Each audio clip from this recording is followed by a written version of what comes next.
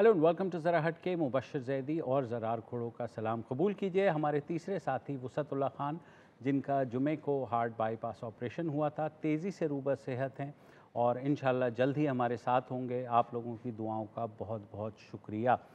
आज कोरोना पे ही बात करनी है तो कोरोना की ताज़ा तरीन अपडेट ये है कि मुल्क में 43,158 केसेस हो चुके हैं, 923 अमवात हो चुकी हैं।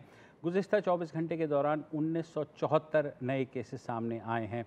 इसी दौरान आज सुप्रीम कोर्ट का एक फ़ैसला आया है। 5 रुकनी बेंच, जिसकी सरबराही चीफ जस्टिस गुलजार कर रहे थे, जिन्होंने हुकूमत की जानिब से हफ्ते और इतवार को मार्केट्स बंद करने का फ़ैसला कलअदम करार दिया और साथ ही जो बंदिश लगाई गई थी शॉपिंग मॉल्स के बंद होने पर, उसको भी ख़त्म करने का हुक्म दिया है। चीफ जस्टिस गुलजार अहमद ने जो फ़ैसला दिया है, उसके साथ साथ उन्होंने कुछ रिमार्क्स भी दिए। उन्होंने कहा कि ईद पर रश बढ़ जाता है, हफ्ते और इतवार को भी मार्केटें बंद ना कराई जाएं। आप नए कपड़े नहीं पहनना चाहते तो ना पहने, मगर दूसरे तो लेना चाहते हैं। बहुत से घराने सिर्फ ईद पर ही नए कपड़े पहनते हैं। उन्होंने कहा, चीफ जस्टिस ने कहा कि क्या कोरोना वायरस हफ्ते और इतवार को कहीं चला जाता है, जिसकी वजह से क्या कोरोना ने बताया है कि वो हफ्ते इतवार को नहीं आता। उन्होंने कहा कि हफ्ते इतवार को क्या सूरज मगरिब से निकलता है। चीफ जस्टिस ने कहा कि मार्केट्स और कारोबारी सरगर्मियों को हफ्ते और इतवार को बंद रखना आइन की खिलाफ वर्जी है और उन्होंने आर्टिकल 4, 25 और 18, आर्टिकल 18 जो राइट टू बिज़नेस है, उसका भी हवाला दिया है। अदालत ने कहा कि सूबा सिंध की हुकूमत जो है शॉपिंग मॉल्स खोलने के लिए वफाकी हुकूमत से रुजू करे। इजाज़त के बाद सूबे शॉपिंग मॉल्स खोलने में रुकावट पैदा ना करें। अब ताज़ा तरीन खबर यही है कि कल पूरे मुल्क में सुबह 9 बजे से शॉपिंग मॉल्स खुल जाएंगे।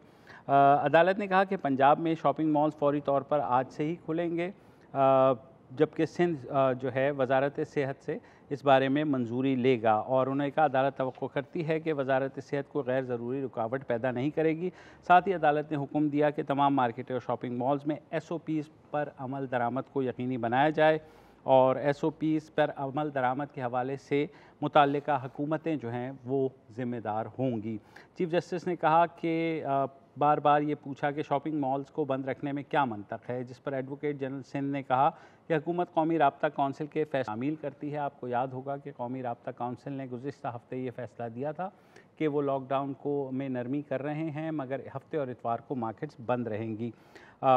उसके अलावा जो चीफ जस्टिस ने कमिश्नर कराची को दुकानें और मार्केटें सील करने से भी रोक दिया। आपको याद होगा गुज़िस्ता हफ्ते 6 कराची के मार्केट्स SOPs पर अमल दरामद की ना करने की वजह से सील की गई थी, उन्हें भी खोलने का हुक्म दिया है। और उसके बाद उन्होंने कहा कि छोटे ताजिर जो हैं वो कोरोना के बजाय भूख से ही ना मर जाएं।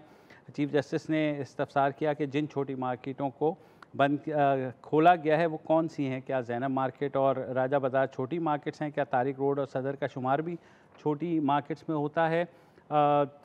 उसके अलावा जो नेशनल डिज़ास्टर मैनेजमेंट अथॉरिटी है, उसके बारे में भी चीफ जस्टिस खासे बरहम हुए और उन्होंने कहा कि एक मरीज़ पर लाखों रुपए खर्च करने का क्या जवाज़ है, जिस पर NDMA के रुकन ने जवाब दिया कि मेडिकल आलात, किट्स और करंतना मराकज़ पर पैसे खर्च हुए हैं। चीफ जस्टिस ने कहा कि कोरोना इसलिए नहीं आया कि कोई पाकिस्तान का पैसा उठा करके ले जाए। टिड्डी दल के लिए NDMA ने क्या किया है, टिड्डी दल आइंदा साल मुल्क में फसलें नहीं होने देगा। चीफ जस्टिस ने कहा, सनतें फ़ाल हो जाएँ तो ज़राई शोबे की इतनी ज़रूरत नहीं रहेगी। सनतें मुल्क की रीढ़ की हड्डी हैं। और उन्होंने कहा कि अगर 500 अरब रुपए कोरोना मरीज़ पर खर्च होंगे तो हर मरीज़ करोड़पति हो जाएगा। जस्टिस काजी अमीन ने रिमार्क्स दिए कि मुझे नहीं लगता कोरोना पर पैसा सोच विचार करके खर्च किया जा रहा है और तकरीबन 200 अरब खर्च कर दिए गए हैं। उसके अलावा जो है तर्जुमान NDMA ने उसका जवाब दिया कि हमारे पास अभी तक 25 अरब मुख्तस हुए हैं, ये तमाम रकम भी अभी तक खर्च नहीं हुई है। और उसके अलावा चीफ जस्टिस ने इस पर कहा कि 25 अरब तो सिर्फ NDMA को मिले हैं, जबकि सूबों को अलग से मिले हैं। एहसास प्रोग्राम की रकम अलग से है। 500 अरब रुपए कोरोना मरीज़ पर खर्च हों तो हर मरीज़ करोड़पति हो जाएगा।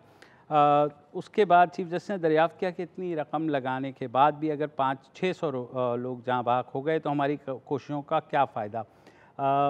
इसके अलावा जो उन्होंने एक बहुत इंटरेस्टिंग बात की ज़रा, वो ये भी थी कि पाकिस्तान में कोरोना ने वबा की शक्ल इख्तियार नहीं की है, यानी पूरी दुनिया जिसे ग्लोबल पेंडेमिक कह रही है, उन्होंने कहा कि पाकिस्तान में उसने अभी तक वबा की शक्ल इख्तियार नहीं की है।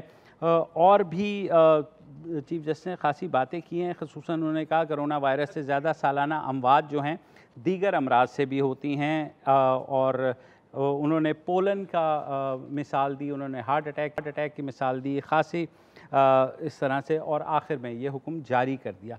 अब ये 2-3 चीज़ें हैं जो लीगल पॉइंट ऑफ व्यू है। मैंने 2-3 जो साबिक सुप्रीम कोर्ट बार एसोसिएशन के सदूर हैं उनसे भी बात की। उनका ये कहना था क्योंकि अब ये फ़ैसला आ गया है तो ज़ाहिर है इस पर फेयर कमेंट हो सकता है। तो कानूनी लिहाज से जो कानूनदान हैं वो ये कह रहे हैं कि ये फ़ैसला कानूनी लिहाज से इसलिए कमज़ोर है कि कोरोना से निमटना हुकूमत की ज़िम्मेदारी है, सुप्रीम कोर्ट की नहीं। और जब सुप्रीम कोर्ट ये कहता है कि आर्टिकल 18 की वायलेशन हो रही है, जो कि राइट टू बिज़नेस है, तो वो आर्टिकल 18 जो है वो सब्जेक्ट टू लॉ है, जबकि लोगों की ज़िंदगी जो ख़तरे में आती है वो सब्जेक्ट टू लॉ नहीं है, वो आपका फंडामेंटल राइट है। तो ख़ासी इसमें चीज़ें हुई हैं, ज़रा आपने भी देखी, खासा सोशल मीडिया पर भी इस पर बात हुई है।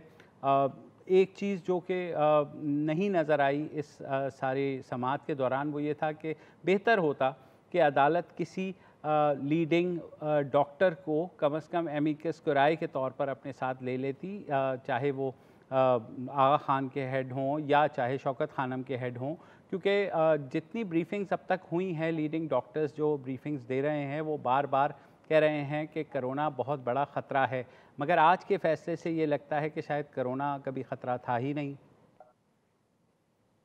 जी मुबश्शिर, देखें एक्सपर्ट्स को आपको एक्सपर्ट्स की क्या जरूरत है जब आपको हर एक चीज के बारे में पता है। रिको डिक केस में कितने एक्सपर्ट्स को कंसल्ट किया गया था, उस पर मैं थोड़ी देर में बाद में आता हूँ। क्योंकि बहुत बातें हैं, मैं चाह रहा हूँ कि वन बाय वन अगर हम इन्हें टैकल करें। अच्छा, अब चीफ जस्टिस गुलजार साहब ने जाहिर सदारत की इस बेंच की।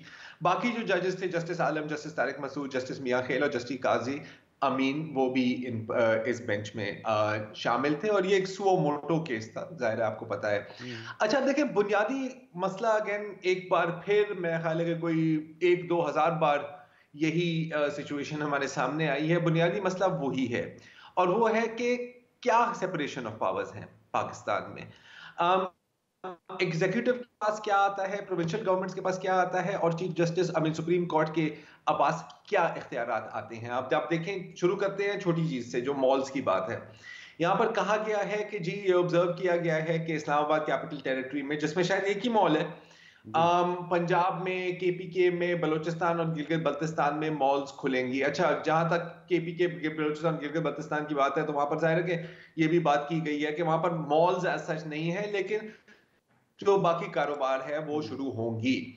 एक बड़ी मजेदार बात की है पॉइंट 8 में कि learned acting advocate general Punjab ने कहा है कि जी पंजाब हुकूमत ने NHSRC के पास गए हैं कि जी आप हमें अप्रूवल दे दें कि हम अपने मॉल्स खोल लें। उसके बाद ये कहा गया कि अगर ये पंजाब में किया जा रहा है, जो पाकिस्तान का सबसे बड़ा सूबा है, तो सिंध के पास क्या जवाब है मॉल्स बंद रखने का।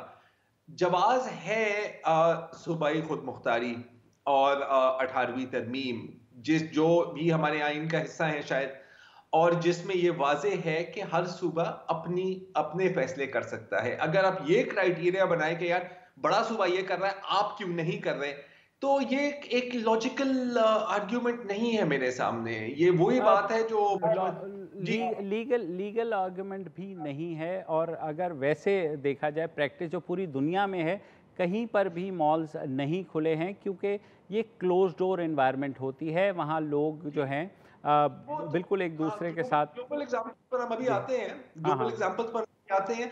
मुझे तो मेरी वालदा की कहावत याद आ रही है, और मेरा ख्याल है कि तकरीबन सबकी माओ ने किसी ना किसी स्टेज पर यही कहा होगा कि अगर तुम्हारे दोस्त छत से छलांग मारे, क्या तुम भी छत से छलांग मारोगे?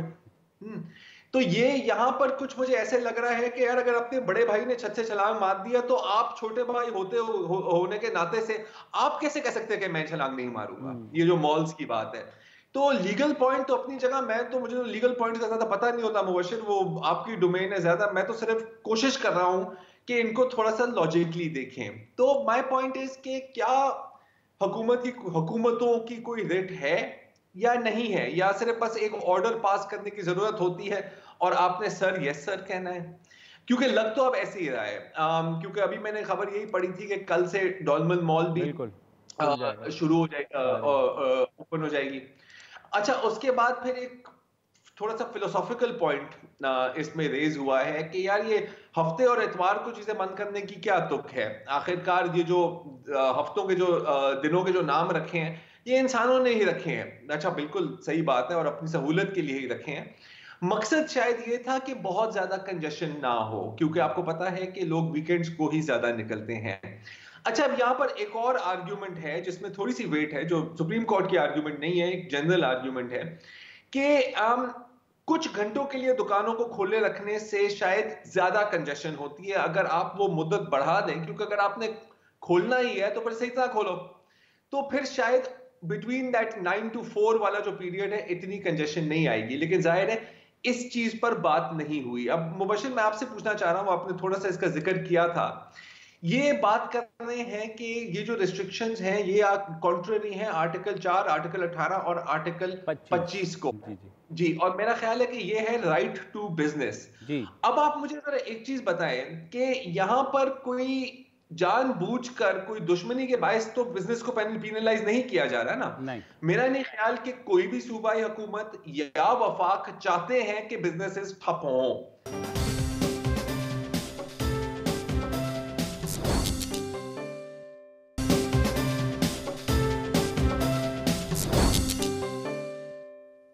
वेलकम बैक जी। अच्छा, बात हो रही है जो सुप्रीम कोर्ट का ऑर्डर आया है हुकूमत की कोरोना वायरस हैंडलिंग पर। तो एक जो इंटरेस्टिंग पॉइंट अभी जिस पर हम बात कर रहे थे वो ये था कि अगर हुकूमत बहुत ज्यादा इंटरफेयर करे बिजनेसमैन के साथ तो बिजनेसमैन नाराज हो जाते हैं, वो मुल्क छोड़कर कहीं और सरमायाकारी करते हैं। अंडर नॉर्मल सर्कमस्टेंसेस ये बिल्कुल सही है, लेकिन मुझे आप बताएं कि कौन सी मॉल को आप अभी लेकर शिफ्ट करके दुनिया के किस मुल्क में जाएंगे जिसमें बिजनेस एज यूजुअल चल रहा है? क्योंकि ये वबा सिर्फ पाकिस्तान में नहीं आई, ये वबा पूरी दुनिया में आई है, और दुनिया के जो दूसरे ममालिक हैं उनमें तो काफी अभी तक लॉकडाउन में है और काफी स्ट्रिक्ट किस्म के लॉकडाउन में है। तो ये लॉजिक मुझे समझ नहीं आती। अगर पाकिस्तान के इन्वेस्टमेंट क्लाइमेट और बिजनेस को कहीं से नुकसान पहुंचता है तो वो रिको डिक किस्म की जजमेंट से पहुंचता है। आपको ये जजमेंट याद होगी, साबिक चीफ जस्टिस इफ्तिखार चौधरी ने बड़े जोश के साथ इस केस को टेक अप किया था और कहा था कि भाई मुल्क के आप असासों को आप कौड़ियों के मोल में बेच रहे हैं। और घूम फिर कर क्या हुआ कि तेथियान कॉपर जब गई international centre for settlement and disputes में, तो पाकिस्तान के खिलाफ फैसला आया $5.8 बिलियन का। मतलब कि $6 बिलियन आपको आईएमएफ पे गए और $5.8 बिलियन का आपको जुर्माना पड़ गया है because of one single ruling. इसके बाद क्या अकाउंटेबिलिटी हुई सर? एक जुडिशियल टास्क फोर्स बननी थी, अल्लाह जानता है उसका क्या बना। नुकसान तो हो गया, तो नुकसान हो गया। अच्छा, फिर हम आते हैं कि जो एनडीएमए के बारे में बात की गई है कि सुप्रीम कोर्ट कहती है इट्स विजडम के हमें नहीं समझ आ रही कि इतना पैसा क्यों खर्चा जा रहा है, खास तौर पर इस ऐसी बीमारी पर जो पाकिस्तान में अभी वबा की सूरत में नहीं आई। लेकिन ये बात सच नहीं है, अभी पाकिस्तान में भी एक पैंडेमिक टाइप सिचुएशन है, और अगर वो अभी तक कंट्रोल में है वो इसलिए है क्योंकि खर्चा किया जा रहा है, क्योंकि कॉन्टैक्ट ट्रेसिंग हो रही है, क्योंकि टेस्टिंग हो रही है, क्योंकि आइसोलेशन सेंटर्स बन रहे हैं, और अभी तक ये सारी चीजें नाकाफी हैं। अभी तो आपने और खर्चा करना है। फिर आज मैं फवाद चौधरी की ट्वीट पढ़ रहा था सिर्फ इसी उस पे, जब वो कह रहे थे कि उनके एक्सपर्ट्स ने बताया है कि अभी जून में जो है मज़ीद पीक पे जाएगा। यानी कि अभी अगर ये समझ रहा है कोई भी कि ये हम नीचे की तरफ जा रहे हैं, तो नहीं, क्योंकि केसेस हाइक जो है वो चल रही है गुज़िस्ता एक हफ्ते से और केसेस बढ़ते ही जा रहे हैं। तो फवाद चौधरी ने भी यही कहा है कि जनाब ये हर्ड इम्यूनिटी वाला कॉन्सेप्ट ख़तरनाक है। सर, दुनिया का हर एक्सपर्ट यही कह रहा है। अगर उन एक्सपर्ट्स को बुला लिया होता जैसे आपने जिक्र किया होता तो शायद वो कोर्ट को भी ये बात बता देते, बट एट द मोमेंट तो और क्या बातें हो रही हैं। अब ये this is my favourite point कि सेक्रेटरी मिनिस्ट्री ऑफ हेल्थ ने कहा है कि इस्लामाबाद कैपिटल टेरिटरी में पिछले सालों में तकरीबन 1000 लोग सिर्फ पॉलन एलर्जी की वजह से मरे हैं, और हर साल हजारों लोग ब्रेन हेमरेज, दिल के दौरे, हेपेटाइटिस, डेंगू, किडनी या गुर्दे या लिवर की बीमारियों से मरते हैं। ये बात 100% सही है। बिल्कुल आपको इन बीमारियों पे भी इन्वेस्ट करना है, लेकिन मसला ये है कि अल्लाह ना करे मुबशिर, अगर मैं आपके साथ खड़ा हूं और मुझे दिल का दौरा होता है, तो अगर आप मेरे से 3 फुट करीब हैं तो इसका ये मतलब नहीं है कि आपको भी दिल का दौरा होगा ना। पॉलन एलर्जी आपसे मुझे नहीं लग सकती, लिवर डिजीज मुझसे आपको नहीं लग सकता।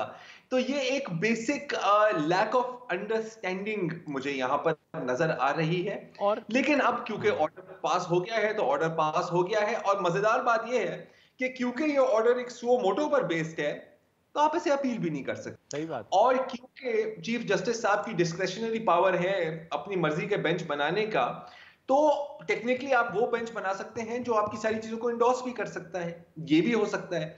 अभी मैं डॉक्टर यास्मीन राशिद, आपने एक्सपर्ट्स की बात की, तो मैं डॉक्टर यास्मीन राशिद साहिबा की एक ट्वीट पढ़ रहा था कि लॉकडाउन में रिलैक्सेशन का ये मतलब नहीं है कि कोविड-19 खत्म हो गई है।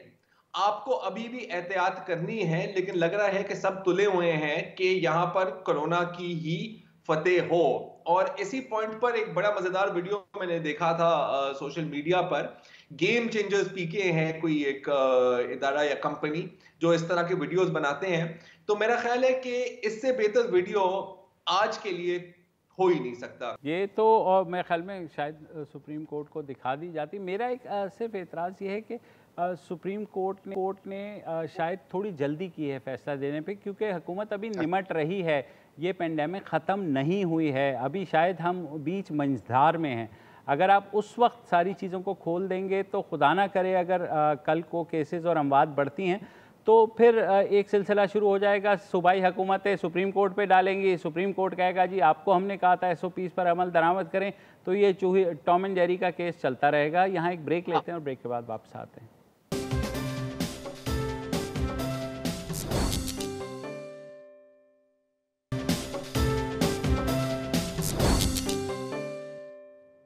Welcome back. हम बात कर रहे हैं सुप्रीम कोर्ट के फैसले की, जिसमें उन्होंने सुप्रीम कोर्ट ने आज तमाम शॉपिंग सेंटर्स को और मॉल्स को खोलने का हुक्म दिया है। वो अपने फैसले में उन्होंने ये भी कहा है कि पाकिस्तान में कोरोना ने वबा की सूरत इख्तियार नहीं की है अभी तक।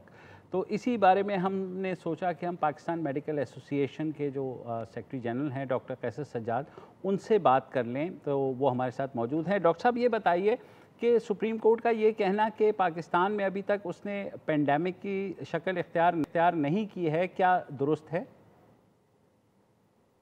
बहुत शुक्रिया। बिस्मिल्लाहिर्रहमानिर्रहीम।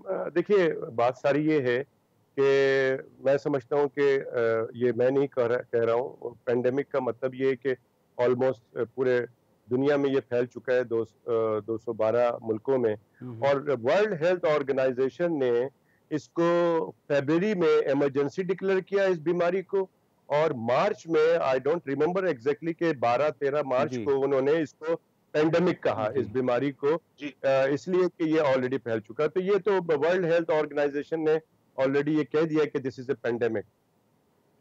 तो फिर सुप्रीम कोर्ट का ये कहना कि अभी तक पाकिस्तान में उतना नुकसान नहीं हुआ जितना दूसरी जगह हुआ है, तो आप जाहिर है फैक्ट्स यही कहते हैं कि पाकिस्तान में अभी तक उतनी अल्हम्दुलिल्लाह अमवात नहीं हुई हैं, लेकिन बहरहाल फिर भी 923 लोग जान से गए हैं, 42,158 लोग अब तक मुतासर हो चुके हैं, और ख़्याल यही किया जा रहा है कि स्पाइक होगी आगे।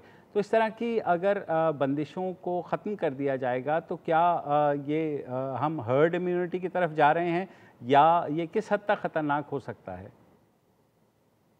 देखिए मुबश्शिर साहब, बात सारी ये है कि ये मैं समझता हूँ कि अगर हम ये समझ कर और अपने आप को रिलैक्स कर लें कि अल्लाह का शुक्र है कि हमारे पास वो पिक्चर नहीं है जो दूसरे मुल्कों में है, हमारे पास वो अमवात नहीं है या उतने केसेस नहीं है, तो मैं समझता हूँ कि ये गलत एक फैसला होगा। जबकि पाकिस्तान मेडिकल एसोसिएशन ने, मैं एज ए सेक्रेटरी जनरल 22 और 23 जनवरी को ये बता चुका था, एक हेल्थ अलर्ट जारी किया था जिसमें कहा था हमने कि ये बीमारी पाकिस्तान में आएगी, जबकि 6 लोग वुहान सिटी चाइना में इंतकाल कर चुके थे और 300 वहां मरीज थे। उस वक्त हमने कहा था कि आप isolation centre, corona centre, quarantine centre और ये एंट्री पॉइंट को आप एक स्क्रीनिंग पॉइंट बना लें और बाकी तैयारी भी कर लें। और हमने एक 12 पॉइंट जो है एहतियाती तदाबीर भी लोगों के लिए शाया की थी। तो लेकिन बहुत देर हो गई। अब मैं समझता हूँ कि मेरी तमाम हमदर्दियां हुक्मरान के लिए कि इस वक्त मैं समझता हूँ कि कोई चारा नहीं था कि आप लॉकडाउन के साथ साथ जो है वो जो भूख का वायरस है वो भी आपके पास आ गया है।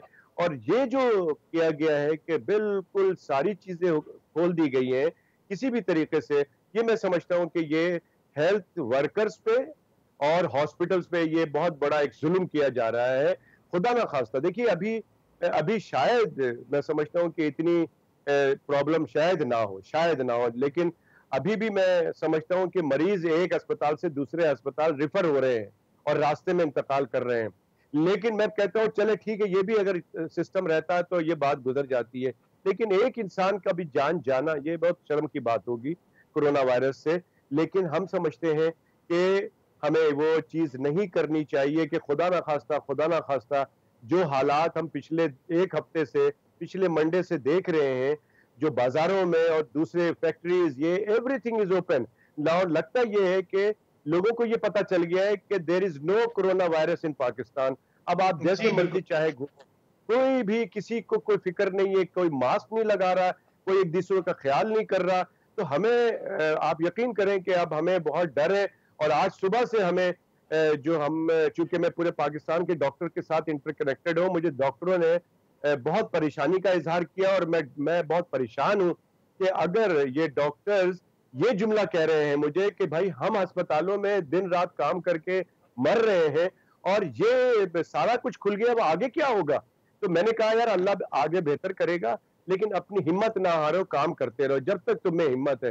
लेकिन आप ये बताइए कि अब एक शिकायत एक तो ये हो रही है, 1200 डॉक्टर इस वक्त इन्फेक्टेड हो के, 1200 और डॉक्टर्स एंड पैरामेडिक्स नर्सेस ये इन्फेक्टेड होके आइसोलेशन में जा चुके हैं। अगर यही रफ्तार इनके इन्फेक्ट होने का रहा तो आप देखिए एक ये प्रॉब्लम है। दूसरा, कुछ पाकिस्तान में और कराची से भी लोगों की शिकायत है कि अस्पताल पे लोगों ने अटैक करना शुरू कर दिया है, चाहे वो किसी वजह से, क्योंकि हम तो सांस की तकलीफ में लाए थे और इसको कोरोना कर दिया गया, हम तो डायबिटीज के लिए लाए थे।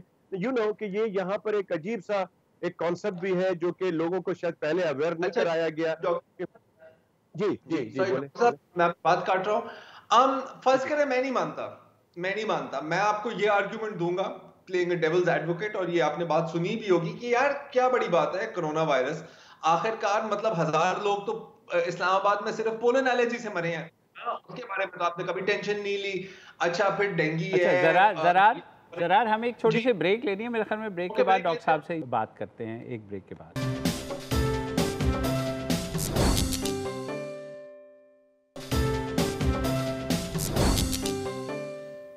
वेलकम बैक जी। हम बात कर रहे हैं आज जो सुप्रीम कोर्ट का फैसला आया है कोरोना वायरस को रोकने के जो इक़दाम हैं उन पर, और हम बात कर रहे हैं डॉक्टर कैसर सज्जाद से। तो डॉक्टर साहब, हम फर्ज करें कि मैं आपको कहूं कि यार मैं नहीं मानता कि ये कोरोना वायरस कोई इतना बड़ा मसला है। जैसे अभी ब्रेक से पहले भी मैं कह रहा था कि पिछले सालों में 1000-1500 लोग तो सिर्फ पोलन एलर्जी से मरे हैं इस्लामाबाद में। फिर दिल की बीमारियां भी होती हैं, लिवर, किडनी, हेपेटाइटिस वगैरह वगैरह। तो उनके ऊपर तो कभी इतनी टेंशन नहीं ली, हम कोरोना वायरस पर इतनी टेंशन क्यों ले रहे हैं? आप क्या जवाब देंगे मुझे? देखिए, इसका बहुत सिंपल सा जवाब है मेरे पास। एक तो ये है कि ये जितनी भी बातें आपने की है इसके ऊपर पाकिस्तान मेडिकल एसोसिएशन ने बारहा आवाज बुलंद की है कि इसमें जो कुछ भी इसमें अमवात होती हैं इसमें भी फेलियर हुक्मरान का है। I am sorry. तो ये हुक्मरान की जो फैसिलिटीज नहीं होने की वजह से इतनी अमवात हो जाती है। एक तो बात ये हो गई आपके सवाल का। दूसरे सवाल का हिस्सा जो दूसरा पार्ट है हमारा वो ये है कि देखिए प्लीज कोरोना वायरस को किसी चीज से ना मिलाएं। ये एक वबा है, ये एक पेंडेमिक प्रॉब्लम है जो पूरे दुनिया में फैल चुका है और ये फैलने वाली बीमारी है। ये मुझसे आपको, मैं आपको इसके साथ बैठूंगा तो मुझे कोई, मैं ईएनटी का डॉक्टर हूं, मुझे टॉन्सिल्स अगर है तो मुझे आपको नहीं लगेगा। मुझे गले की कोई बीमारी ऐसी है जो कि आपको लगने वाली नहीं तो आपको नहीं लगेगा। लेकिन खुदारा ये कोरोना वायरस एक हकीकत है, ये एक से दूसरे में बहुत तेजी से ट्रांसमिट हो रहा है।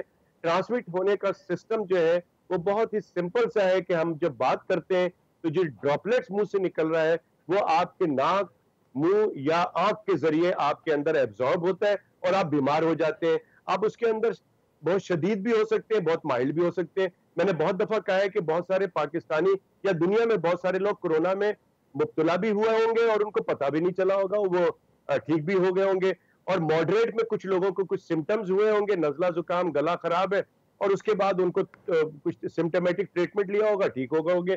कुछ लोग क्रिटिकल हो गए जिनको सांस की प्रॉब्लम हुई, हॉस्पिटल ले गए, वेंटिलेटर पे डाला, वेंटिलेटर अवेलेबल नहीं है, फिर इंतजार करके वेंटिलेटर पे डाला और फिर वापस नहीं आए। तो ये एक सिनेरियो है जिसको लोगों को समझना पड़ेगा और हुक्मरानों को भी समझना पड़ेगा और लोगों को भी समझना पड़ेगा कि खुदारा ये एक वबा है और ये एक से दूसरे को लगती है, लिहाजा इससे बिल्कुल कंपैरिजन करने की जरूरत नहीं है कि जी उस लीवर की बीमारी या डायबिटीज की बीमारी है। ये बिल्कुल दुरुस्त बात है कि और लोग इसमें, हमारे मुल्क में तो सिस्टम ही खराब है, हमारे यहाँ तो वो फैसिलिटीज ही नहीं है कि लोग जो है वो अस्पताल में जाते हैं, उनको वो चीजें नहीं मिलती हैं जिसकी वजह से इंतकाल कर जाते हैं। लोगों के पास इतने पैसे नहीं है कि वो प्राइवेट में इलाज कराएं और फिर वहां अपने बच्चों को मार देते हैं। मैं सैलाब में काम कर रहा था, बहुत इंटरेस्टिंग बात है कि उनके यहाँ बच्चे 14 बच्चे होते हैं। तो मैंने पूछा यार कि आपके यहाँ ये 14 बच्चे कैसे गुजारते हो? कहते हैं डॉक्टर साहब इसलिए 14 बच्चे करते हैं कि कम से कम 8-10 तो जिंदा रहेंगे। Now this is the problem in our community. ये जो हमारे सोसाइटी का ये हाल है कि लोग बच्चे इसलिए पैदा करते हैं कि उनको पता है कि हेल्थ की सहूलियात का क्या हाल है मुल्क में, तो वो बच्चे पैदा करते हैं कि 7-8 तो जिंदा रहेंगे अगर 14-15 पैदा करेंगे। तो हमें ये चीज, इसको कभी भी कंपैरिजन ना करें। खुदारा इसको पहले देखें कि हमें प्रायोरिटी दी जाए कि ये कोरोना वायरस को एलिमिनेट करने के लिए इस मुल्क से हमें क्या प्रिवेंटिव मेजर्स एडॉप्ट करने। वैसे बम्बार्टमेंट करनी है एक अवेयरनेस की बम्बार्टमेंट करें। मैं लोगों से आपके तवस्सुस से दरख्वास्त करता हूं कि ईद आने वाली है, कुछ दिन ईद के रह गए, खुदारा ये ईद बहुत सारी आएंगी जब आप जिंदा रहेंगे। मेरे वालिद साहब कहते थे कि जान है तो जहान है। अगर आप सेहत आपकी अच्छी है तो बहुत कुछ आपको मिल सकता है, लेकिन जब आप ही नहीं रहेंगे तो आप कैसे आप आगे चीजें आप हासिल कर सकते हैं। सही बात है। बहुत शुक्रिया डॉक्टर साहब हमसे बात करने का, और बड़े आपने बताया। ज़रार, काश ये बात सुप्रीम कोर्ट को भी समझ आ जाए। नहीं, वो नहीं आएगी, क्योंकि देखें आपको याद होगा कि जो पिछले ऑर्डर पास हुए हैं इसी सुओ मोटो में, इसी सिलसिले में, उनमें क्या कहा गया था कि जी हुकूमत सिर्फ कागजी कार्रवाई कर रही है, ग्राउंड पर कोई काम नहीं हो रहा। अब जब ग्राउंड पर खर्चा हो रहा है तो आप कहते हैं कि सर एक बंदे के ऊपर आप लाखों रुपए क्यों खर्च रहे हैं? तो this is a lose lose situation. मतलब किसी भी हाल में कोई खुश नहीं हो सकता। और खुदा ना खास्ता अगर आगे जाते हुए जिसके पूरे इम्कानात हैं, ये वायरस मजीद फैलता है, अमवात मजीद बढ़ते हैं, फिर कौन सा ऑर्डर पास होगा? मुझे कोई ये बता दे बस। बिल्कुल, और ये है कि फिर ज़ाहिर है लोग सुप्रीम कोर्ट से ही सवाल करेंगे कि आपने जो बंदिशें हटाई हैं उसके बारे में आपके ऑर्डर जो था उसके जो नताइज आएंगे, तो ज़ाहिर है सुप्रीम कोर्ट के तरफ तो अब आप डरेंगे कुछ कहते हुए, तो सारा नज़ला फिर हुकूमतों पे गिरेगा और जो मकामी इंतज़ामिया है उस पर गिरेगा।